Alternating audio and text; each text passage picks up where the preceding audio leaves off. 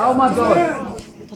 Xa ephelayo sithabatha uvesi unguphi Moya wethu. awo ndiwunikela ezandleni zakho umoya wakho. Kusemnqamlezweni. Apha emnqamlezweni abantu sebembalwa. Nkosi yami. Abantu basakuzuza lento bebeyifuna okanye lanto ibichaziwe ngoNtata onguMarko okanye uTata onguMateyu athi igazi lakho malibizwe phezu kwethu naphezu kwentobo zonyana bethu. Emveni befumene igazi emnqamlezweni baphelile emnqamlezweni kwashiyeka abantu abambalwa. Amen. Bakushiyeka abantu abambalwa uYesu ke ngoku yena umeko igazi alisaphumi enyameni yakhe. Kusemveni kwesihlandlo sesithandathu kuba kulisihlandlo sethoba ithi iBhayibhile onkwesaba siyifundayo uThixo uthe wasibekela omnyama ezweni akabonakala. Yathi ngelanga belikhona babonakala kukhona umnyama obugubungeleyo. Uthe sabona kwenzeka loo nto kuba kuthe nqumama ixesha elide wafana amazwi athanduluka ngawo uYesu waseNazaretha athi bawo ngunikela ezandleni zakho umoya wakho. Yes. Okokuqala uYesu uzalwe kumnombo wamaJuda.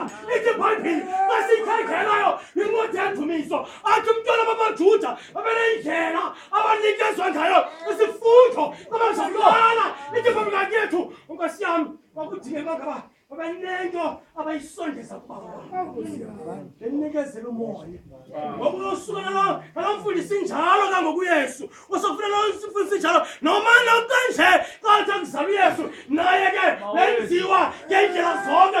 Ithi iBhayibhile Nkosi yami uzisiwe etempileni ukuze enziwe njengabantwana bonke wanikela ngabazali bakhe kodwa ngesihlandlo ubuyisela izinto kumnikazi.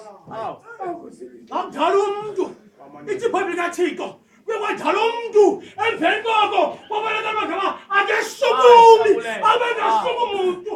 Emveni koko uThixo wanikeza imphefumlelo eyomoya ukuze umuntu abe ngumphefumulo ophilayo. Ngoku ke ngoku ubuyiselwa obekuthatyathiwe kulowo bezinikeziwe. Yolona wathi kayinikezayo athi ndiyawunikezela umoya wam kwezakhe izandla. Unikezela umoya okholekileyo, umoya Nkosi yami ovintungu, umoya ojengosebekhoneni wanikezela uKomakushele. Athethi yayo Nkosi yami incwadi yaseHebhere athi lingekho igazi Nkosi yami akukho ukuqina kushele. Ngoba semvelweni ngoku isono sehlabathi siqina kushele. Emveni kwabo ngokuYesu unikezela ngomoya wakho bazala izinto ezifezile. Haleluya. Amen. Aqala ke ngoku enikezela Nkosi yami izinto kumuntu ebenikeze zona. Haleluya. Amen. Ndinento ke ngoku endifumanayo ke ngoku usetyenziswa ngoku igama lesibini Nkosi yami kwaye kwisihlandlo Nkosi yami sasikhanqa kodwa kusetyenziswa igama liphindaphinda Nkosi yami elithi bawo. Haleluya. Ngoku uzama uJomba ngoba ngoku bekathi uYesu umnyama waqoma ngoku into bakayenze makacenga uba ukuze nomoya onikezelayo ukubawo ikhona iconnection ukuze wamkele ezandleni uba. Haleluya. Amen. Ipasika ka-2018 le. Hayi kudingeka ubani nobani makanikeze ngomoya wakhe.